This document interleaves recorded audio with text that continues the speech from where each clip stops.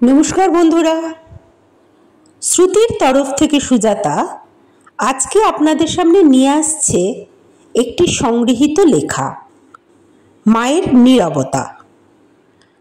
সংগৃহীত লেখাটি কে লিখেছে আমি জানি না, কিন্তু আমি প্রণাম করি সেই লেখক বা লেখিকাকে। তার এই লেখাটি আমার মন ছুঁয়ে গেছে, তাই আপনাদের সামনেও সেটি তুলে ধরলাম এবং ভাগ করে নিলাম। মায়ের নীরবতা।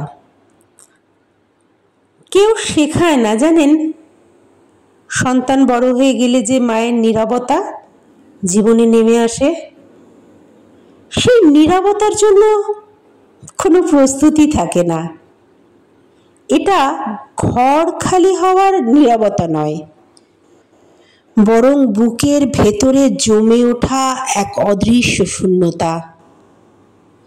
যখন তারা আর জিজ্ঞেস করে না এটা করব তো, যখন আর মায়ের পরামর্শ খোঁজে না, যখন তারা শিখে যায় মায়ের বাইরে বাঁচতে, হ্যাঁ, মা তখনও হাসেন।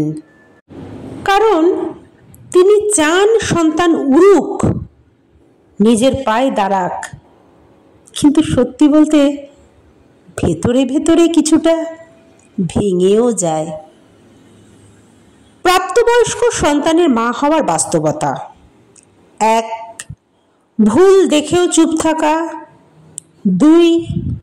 ফোন না ধরলেও অভিমান না করা। 3. ভালোবাসা সীমার মধ্যে থেকে প্রকাশ করা।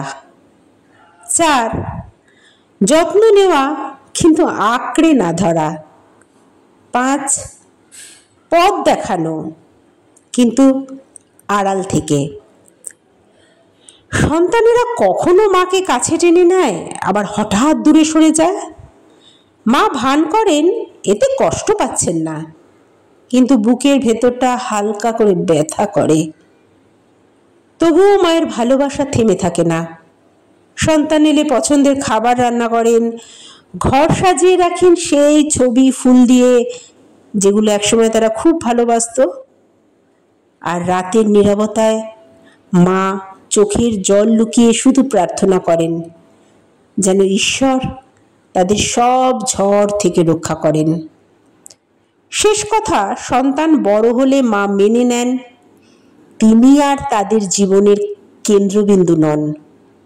তবু ভালোবাসা একটুও কমে না, কারণ কিছু ভালোবাসা ফিকে হয় না, শুধু শিখে নেয় অপেক্ষা করতে। আর সেই অপেক্ষা নীরবতায়। কেমন লাগলো কমেন্ট বক্সে জানাবেন। সংগৃহীত লেখা আপনাদের সামনে তুলে ধরলাম।